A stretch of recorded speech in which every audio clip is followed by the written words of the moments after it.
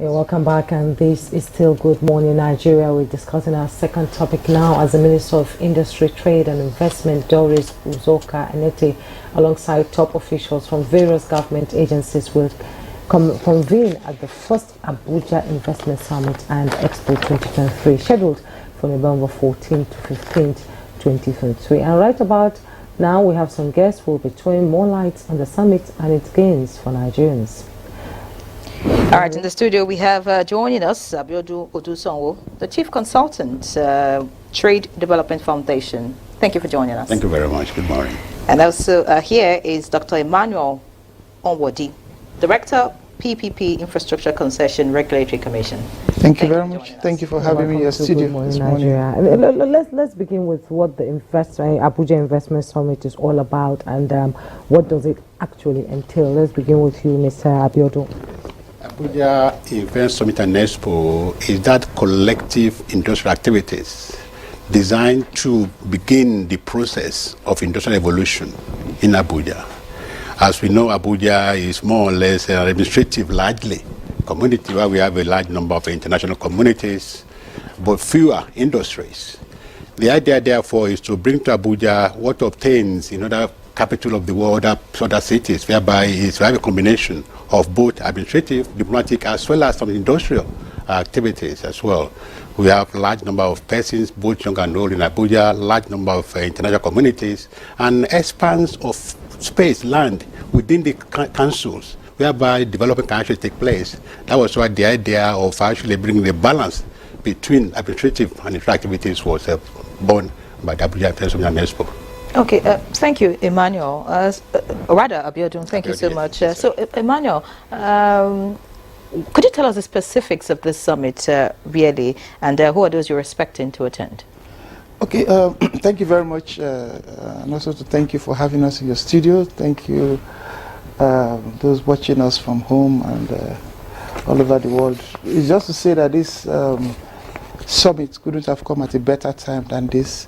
Part of the cardinals of this summit is, as you well know, in line with the Hope Agenda of His Excellency, the President of Nigeria, is to ensure that we attract investments into our infrastructure space, be it greenfield or brownfield. I work for the ICRC, which is the Infrastructure Concession Regulatory Commission, started with the responsibility of, attracting investments into our infrastructure space. We have, as we speak, our infrastructure gap is widening by the day. The roads are not good. We're trying to fix them. And all aspects of our infrastructure areas requires an urgent attention. So this summit enables us to focus on the FCT and attract, we're going to have a gathering of investment experts, we're going to showcase projects that will appeal to investors. We're also going to use an opportunity to build a pipeline of projects that investors can now begin to look into and invest into, and at least to develop our FCT. If you look at the good work that the Honorable Minister is doing now, just this morning we were talking about resurfacing most of the roads in Wuse, in Gariki, and all of them. And these, since I think that approval is going to serve on the 11th of September to do that. So we're trying to collaborate the efforts of government, attracting. 11th of September next year? When that approval was given by His Excellency, the Minister of FCT, so that they will begin to resurface the roads and build infrastructure that will support and promote economic development. So one of the key things is to see that there's economic development in the FCT. Another thing is to gather those pipeline of projects that investors will then begin to look at.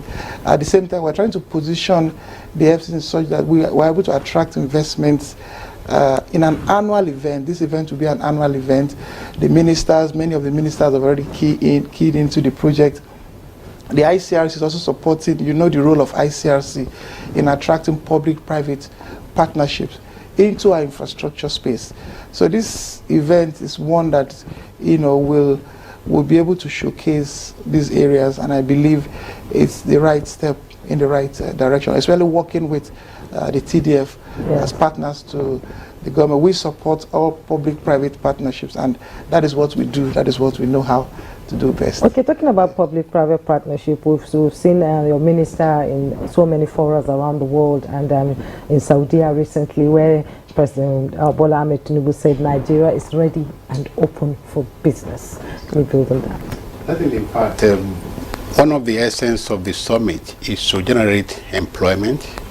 Also in terms of poverty eradication, because if you create opportunities through industrial establishment, both large and small scale industries, it's going to engage a large number of our youth, women, and it's going to reduce the level of poverty within the country. Within FCT and the council, there are many sectors yearning for development: our agri sector, pharmaceutical sector, even education sector, solid minerals, all these sort of resources and infrastructure that are there. What the essence of this summit is therefore to bring the meeting of those opportunities, because the government cannot fund all infrastructure projects. They are looking to bringing in private partnership to ensure that it's being sustained. So therefore, the essence is now to work within FCT generally and ensure that all those councils that are having projects, they could fund all those SDAs within FCT administration. They have projects across many areas. Our therefore is to bring in a meeting place for those who actually have the projects and those with opportunity to invest in Nigeria. That's the essence of the just stop in the center. Do you have any synergy with the subnationals here? Yes, in fact, a large number of different communities, they are coming in. We also have what we call a bilateral chambers of commerce that involve Abuja Chamber of Commerce and Industry. They actually largely involved as well. They are bringing in a large number of their stakeholders to this summit. So, okay, you said it's a meeting place. So, Emmanuel, I just wanted to clarify, on that. Meeting place, so market women, everybody, I can take a leave from work and be there. What is that you would want to attend this summit? And then, what's the requirements for entry? Okay, thank you very much. So when he said meeting place, it's beyond a meeting place, because we're going to consolidate partnerships. We're going to have, it will amaze you when we started looking at the various projects within the FCT. We're talking about sectors like the health sector, water sector, film industry, road, health, transportation, mass housing, mass transit. We had, a very large pipeline of projects. So call it market women, like you said, or the layman of the street, everybody that has something to do with, economic growth, are invited to it. And it's very easy to be part of it. You go on the website, you fill up your form, at the back end they receive it, and it's it. And if you want to also sponsor and take up a booth, you are welcome to do that at very reasonable prices. So we want to have a congregation, if you like, of investors and likely investors, whether they are small scale, medium scale, large scale. And I like the fact that we're also looking at subnationals as well. So especially with states around the FCT, Nasarawa and Niger, etc. There are people that have signified their interest, to be part of this program. And I think you should also be there to see things for yourself. We're looking at driving private investment into long-term investment in our infrastructure assets. We need to build our infrastructure assets. Our FCT, water is becoming a problem. To access health facility, we have issues with that. Security, the government is trying its best to address those challenges, etc. So by the time we have that window where the private sector is able to bring in their investment and take significant financial risk, so the government frees itself from those expenses and focuses on social infrastructure investment for the citizenry, and then people then begin to reap the benefits of that is called dividends of democracy, as you like. So having hope, because the president has brought us a hope agenda, and we're all committed to making this work as much as possible, and also trying to make sure that all the key sectors, it will amaze you to identify that many of the key ministries have already signified their interest, to be part of it. The president himself, from the State House, they've given their indication, they've given their total support for this, and it's going to be a collective work, and once again, I want to appreciate the consultant for coming up with this initiative and working closely with the FCT ministry and, of course, agencies like ours to drive this process. All right, Abiodun, looks like you're the initiator of this summit. We have so many summits happening in Abuja. Every week you go to the ICC, you go to event centers, there's so many summits happening. But it's about whether they are producing results or if their targets have been met. What really are your expectations? And then what would make this different from all the kinds of summits that we get to see happening? Well, this summit actually took lead from the plan of FCT master plan in terms of the infrastructural gap within FCT generally. We started to work on this for the past 2.5 years, trying to ensure that the summit is not just a talking point, but really an opportunity to engage investors and engage with those investment opportunities. We've been involved in international conferences and so on. Every one of our activities actually got a very good follow-up, whereby we are bringing in, as Emmanuel said, investors and investment opportunities, particularly those with ministerial approval. This summit is actually approved also by the Minister of FCT. President Wike is there. If you look into it, it's actually been able to bring a large number of international embassies and investors where they want to invest in FCT. So today too are going to be there. Now the beauty of FCT, aside from other parts of the country, is that everybody is there, very close to the airport. The international community actually feels safe within FCT. So they too are now bringing investors from their own respective countries to actually partake in this investment and expo. It is that more or less the engagement place, whereby we have the real owners or those who are custodian of those projects. The SDAs within FCT, they are all coming there. They are coming there to showcase their agency-specific projects. They are not going to own and tell people this is what we have. And because we have the approval of the minister, therefore, in terms of the confidence that investors are looking for is there. Because these are documented opportunities, it's guaranteed it's safe, particularly when we have agencies like LCRC, because their own money is very, very clear. It's an infrastructure concession. So in concessioning those investments within Abuja, therefore, the confidence of the investors is there to ensure they key to it. So, our President Bola Ahmed Tinubu, have been very emphatic about bringing the youths, the younger generation, into the fold. Now, some of them have startups, and is there any way, platform for them to come and showcase their ideas and buy into it? Certainly. In fact, we have a very huge youth section. The DG, NYC, they are coming in. They have this program called Said. They come in to showcase their investment opportunity. The youngest secretary within FCT, I think it's Garki, so his the youngest council secretary within FCT. He's actually going to be there. We have large number of small and medium enterprises under Abuja Enterprises board. They are all coming in there because you see the creativity that you youth bring to bear is actually essential in economic growth for the country. So this platform, in addition to big projects going into billions, we have all those ones there. What we try to do now to have sort of trade fairs, Abuja Investment Summit and Expo. It is the Expo part that I'm now going to bring in all these small businesses, enterprises, and those who are that good. That's right, yes. Beautiful. Looks like it's going to be a great event. So, Emmanuel, I'd like you to tell us where would this be happening, and what should participants expect? Is it a whole day event? What really is the plan? Okay, thank you so much. I think the plan is the event kicks off tomorrow, which is the 14th of November, and it's planned for 2 days. So you have 14th and 15th, and it's taking place at the Velodrome Center at the National Stadium there.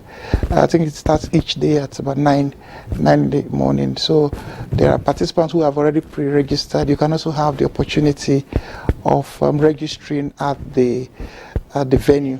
But we encourage participants to come in early. And then the places are well demarcated, and the signs are there. So we believe that it will be an event that will, that will create that that sort of benefit that we're all looking forward to having. So it's it's a 2-day event, 14th, 15th. Registration is free. You can also have access to booths. So you do your exhibition booths. You can bring in your small businesses and display them. We're looking to sign it. Well, at a very minimum cost, you know. I'm sure they need to know that they will be paying for the... Yeah, I think it's something very minimum, and you're also allowed to design and, you know, brand your booths the way you want it. Of course, maintaining the minimum standard that we've actually, you know, identified and approved for this seminar. We're going to have presence of very high dignitaries of government, right from the president himself and the ministers, the chief executives of industries, you know, governors, you know, and all that. So it's going to be a very big event, and we're looking to have a successful gathering of investments and investors who are going to be bringing in their investment assets, and we're going to be doing a lot of collaborations as well, so people can begin to talk to themselves, interact, and then we as ICRC, we're going to be watching out for those projects that will create value for money for the government, and how we can then run with those projects, going through the PPP process to be able to get approvals and get them, you know, signed concessions that will drive those government scheme. Ultimately, we want to attract investments into our infrastructure. Both from within space. the country and from the international Yes, community. many of them collaborate with international donors and lenders as well. So after the summit, what next? After the summit, in fact, the summit is going to be in 5 parts. We're going to have an exhibition. Also, we're going to have what we call a G2B, whereby the government meeting in with the businesses. We also want to have a ministerial roundtable, where ministers are there to now, or the director are there to now engage with the private sector for you to operate in this industry. For example, say the aviation, these are things you need to get. So by talking directly with those with the mandate to operate in those areas. Also a lot of networking will be there as well. We're doing that as well. And there will be panel discussions structured along industries. So if you want to, if you're interested in the marine industry, we have stations there. In fact, the blue economy is also one of the big part of this summit. You know, in other climes, events like this, usually they look out for potentials. Yes. To peak. Yes. Would you be doing that? Yes, certainly. We in fact, we have a compendium of all those projects we want to showcase. I think in total we have about 35 of such projects, whereby they are going to be available to investors. Those who are behind those projects, SDAs, they're going to be there to acquaint the investors with opportunities contained within those there. So it's actually, and now that's why what we did is that we're going to have big ones run into billions. Then we have small ones within there. So opportunity is there, and it's going to be an annual project as well. All right, many thanks. I think we have all the details about the Abuja Investment Summit, the very first, and yes, looking forward to subsequent editions. We appreciate you for joining us and for, you know, getting people aware of this summit. Many thanks, Abiodun Odu Sanwo. Thank you very much. Chief Consultant, Trade Development Foundation. I wish you all the best, and of course, I hope that this summit will be sustained. Yeah. I think that's the main thing. Yes, really. sustainability. Yes. All right. Thank you, and of course, Dr. Emmanuel Onwadi, Director, PPP Infrastructure Concession Regulatory Commission. Thank you for joining us. Also, wishing you the best. Thank you very much.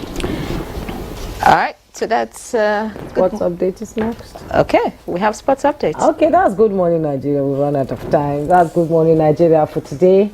See you tomorrow, Tuesday, for another episode of the program. I am Jummai Yusuf. And I'm Henry John. Do enjoy the rest of your day, and please remain tuned to the Nigerian Television Authority. Bye.